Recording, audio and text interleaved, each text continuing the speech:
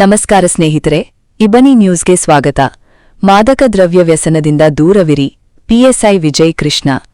ಹರಪನಹಳ್ಳಿ ತಾಲೂಕಿನ ಅರಸೀಕೆರೆ ಗ್ರಾಮದಲ್ಲಿ ವಿಜಯನಗರ ಜಿಲ್ಲಾ ಪೊಲೀಸ್ ಹರಪನಹಳ್ಳಿ ವಿಭಾಗ ಅರಸೀಕೆರೆ ಠಾಣಾ ವತಿಯಿಂದ ಅರಸೀಕೆರೆ ಹೋಬಳಿಯ ಎಎಚ್ ಪದವಿ ಕಾಲೇಜ್, ಅಂಚೆ ಕಚೇರಿ, ಆಸ್ಪತ್ರೆ, ಲಕ್ಷ್ಮೀಪುರ ತಾಂಡದ ಐಟಿಐ ಕಾಲೇಜ್ ಹಾಸ್ಟೆಲ್, ಸಾರ್ವಜನಿಕ ಸ್ಥಳಗಳಲ್ಲಿ ಡ್ರಗ್ ಫ್ರೀ ಆಪ್ ಬಗ್ಗೆ ಮಾಹಿತಿ ನೀಡಿದ್ದರು.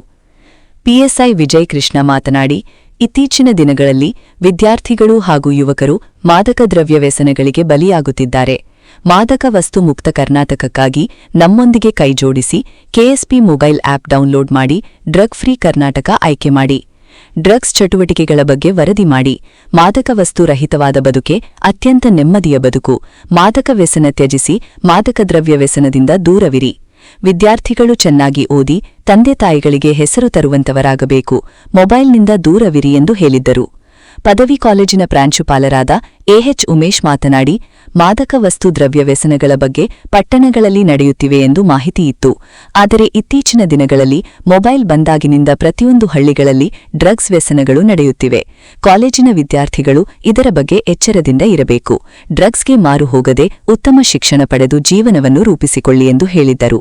ಇದೇ ಸಂದರ್ಭದಲ್ಲಿ ಪಿಎಸ್ಐ ವಿಜಯ್ ಕೃಷ್ಣ, ಎಎಚ್ ಪಂಪಣ್ಣ, ಉಪನ್ಯಾಸಕರು, ಅಂಚೆ ಇಲಾಖೆಯ ಅಧಿಕಾರಿಗಳು, ವೈದ್ಯಾಧಿಕಾರಿಗಳು, ಪೊಲೀಸ್ ಇಲಾಖೆಯ ರವಿ ನಾಯಕ್, ಪೂರ್ಯ ನಾಯಕ್, ವಿಷ್ಣು ನಾಯಕ್, ದೇವೇಂದ್ರ ನಾಯಕ್, ಸೋಮಣ್ಣ, ಕಾಲೇಜ್ ವಿದ್ಯಾರ್ಥಿಗಳು ಹಾಗೂ ಸಾರ್ವಜನಿಕರು ಹಾಜರಿದ್ದರು. ವರದಿ ಮಹೇಶ್, ಅರಸೀಕೆರೆ.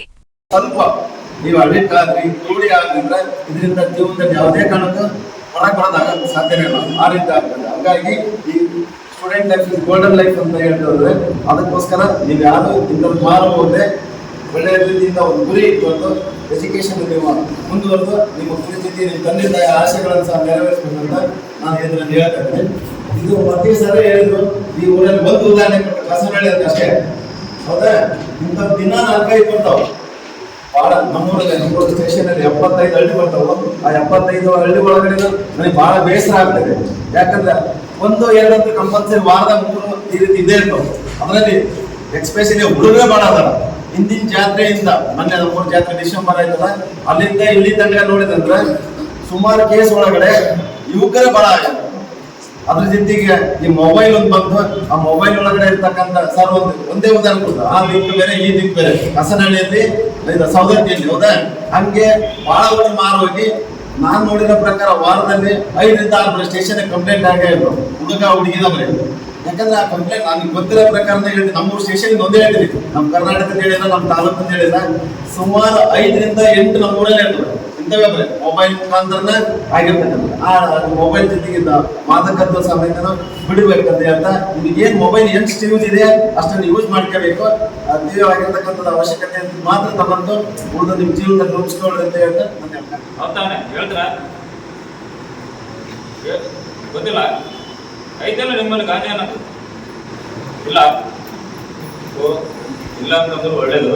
ಇಷ್ಟಂದ್ರೆ ದಯವಿಟ್ಟು ಹೇಳ್ತಿದ್ದೀನಲ್ಲ, ನಮ್ಮಲ್ಲಿ ಒಂದು ಪ್ಲೇ ಸ್ಟೋರ್ ಅಲ್ಲಿ ಡ್ರಗ್ಸ್ ಫ್ರೀ ಕರ್ನಾಟಕ ಆ್ಯಪ್ ಅಂತಿದೆ.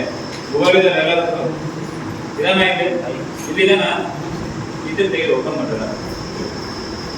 ಓಪನ್ ಮಾಡಿ ನಿಮ್ಮಲ್ಲಿ ಏನಮ್ಮ ಇಲ್ಲ.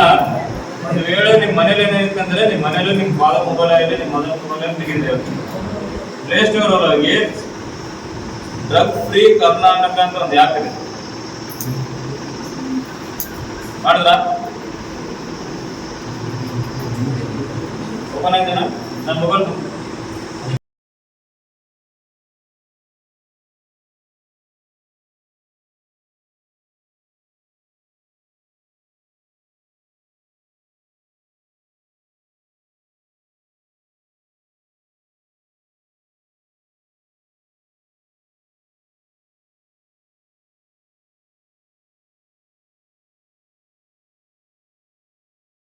ಒಳಗಾಗಿ ಅವ್ರು ಯಾರೋ ಫ್ರೆಂಡ್ಸ್ ಈಗ ಕೆಲವೊಬ್ಬರಿಗೆ ಮಾಡಕ್ಕೆ ಅನಿಸಿರಲ್ಲ, ಹುಡುಗರಿಗೆ ಈಗ ನಿಮ್ಮ ತಂದೆ ತಾಯಿ ನಿಮ್ಗೆ ಏನು ಮಾಡಿರ್ತಾರೆ, ಓದಕ್ಕಂತ ಕಳಿಸಿರ್ತಾರೆ ಅಂತ. ಸೊ ಕೆಲವೊಬ್ಬರಿಗೆ ಏನು ಮಾಡ್ತಾರೆ, ಕೆಲವೊಬ್ಬರಿಗೆ ಅವ್ರು ಸಣ್ಣ ವಯಸ್ಸಲ್ಲಿ ದುಡಿದು ಅವ್ರು ಯಾವುದೋ ಒಂದು ಇದಕ್ಕೆ ಅಡಿಕ್ಷನ್ ಆಗ್ತಾರೆ. ಅವ್ರು ಏನು ಮಾಡ್ತಾರೆ, ಅವ್ರ ಫ್ರೆಂಡ್ಸ್ ಜೊತೆ ಕಟ್ತಾರೆ. ನೀವು ಅವ್ರ ಫ್ರೆಂಡ್ಸ್ ಜೊತೆ ಕಟ್ಟಿದ್ರೆ ನೀವು ನಿಮ್ಗೆ ಏನಾಗುತ್ತೆ, ನೀವು ಓದ್ತಾ ಇರ್ತೀರಿ. ಅವ್ನು ಏನು ಮಾಡ್ತಾನೆ, ಸಾಯಂಕಾಲ ಕರ್ಕೊಂಡು ಹೋಗ್ತಾನೆ ನಿಮ್ಗೆಲ್ಲ ಹೊರಗಡೆ ಬಾ ಏನಾಗಲ್ಲ ಅಂತ. ಅವನಿಗೆಲ್ಲ ಇರುತ್ತೆ, ಚೆನ್ನಾಗಿರುತ್ತೆ. ಸ್ಮೋಕಿಂಗ್ ಇರುತ್ತೆ, ಕುಡಿಯೋದು ಇರುತ್ತೆ, ಎಲ್ಲ ಇರುತ್ತೆ. ನೀವು ಚೆನ್ನಾಗಿರ್ತದೆ.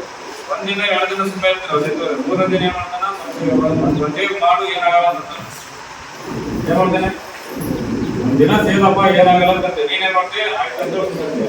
ಇನ್ನೊಂದಿನ ಬಂದು ಕರ್ಕೊಂಡು ಹೋಗ್ತಾನೆ, ಅವಾಗ ಏನ್ ಮಾಡ್ತೀವಿ ಅವಾಗ ನೀನೇ ಬರ್ಬೇಕು. ಸೊ ಇದು ನಮ್ಮ ಲಿಮಿಟೇಷನ್ ಏನಿದಲ್ಲ, ನಮ್ಮ ಮೈಂಡ್ ಸೆಟ್ ನಾವು ಇಟ್ಕೋಬೇಕು.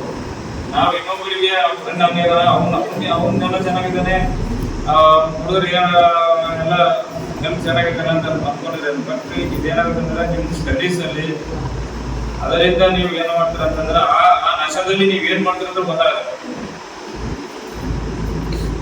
ಹೋಗಿ ಮನೆಗಳು ಜಗಳ ಆಡೋದು, ಮತ್ತೆ ಆಮೇಲೆ ಕಳ್ತನ ಮಾಡೋದು ಸ್ಟಾರ್ಟ್ ಮಾಡೋದು. ಮನೇಲಿ ದುಡ್ಡು ಅವಾಗ ಏನ್ ಮಾಡ್ತಾರೆ, ಆಟೋಮೆಟಿಕ್ ಕಳ್ತನ ಮಾಡೋದು ಶುರು ಮಾಡ್ತೀವಿ. ರೀಸೆಂಟ್ ಆಗಿ ನಾವು ಒಂದು ಬೈಕ್ ಕಳ್ತನ ಕೇಸ್ ಮಾಡಿದ್ವಿ, ಗೊತ್ತಾಯ್ತಾ? ಪ್ರತಿಜ್ಞೆ ಮಾಡುತ್ತೇವೆ.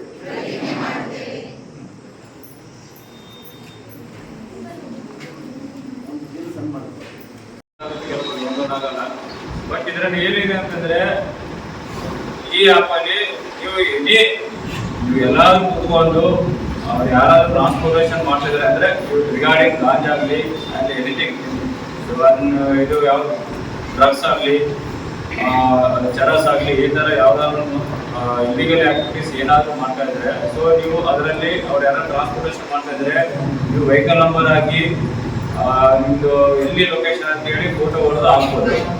ಇನ್ನು ಕಲ್ಟಿವೇಶನ್ ಅಂತಂದ್ರೆ ನಿಮ್ಮ ಆಜು ಹೊಲದಲ್ಲಿ ಇವಾಗ ಎಲ್ಲೋ ಹೊಲ ಇರುತ್ತೆ, ಹೊಲದ ಪಕ್ಕದಲ್ಲಿ ಯಾರೋ ಬೆಟ್ಟದಲ್ಲಿ ಬೆಳೆದಿರ್ತಾರೆ, ಅದು ಯಾರೋ ಗೊತ್ತಿಲ್ಲಲ್ಲ.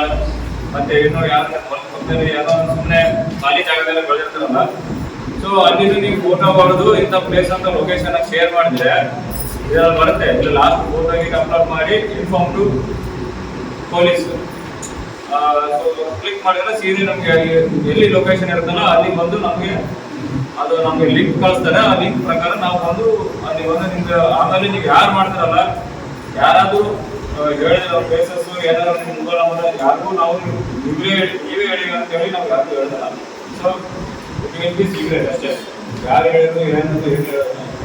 ಮತ್ತೆ ಇನ್ನೊಂದು ಏನಂತಂದ್ರೆ ಸ್ಟೋರೇಜ್, ಆಮೇಲೆ ಕನ್ಸ್ಯೂಮರ್ ಅಂದ್ರೆ ಈ ಗಾಂಜಾ ಸೇರ್ತಾರಲ್ಲ ಅವರಿಗೆ ಕನ್ಸ್ಯೂಮರ್ ಅಂತ, ಅವ್ರ ಮೇಲೂ ಕೇಸ್ ಮಾಡೋದು, ಸೇದವ್ರ ಮೇಲೂ ಕೇಸ್ ಮಾಡೋದು. ಅವರಿಗೆ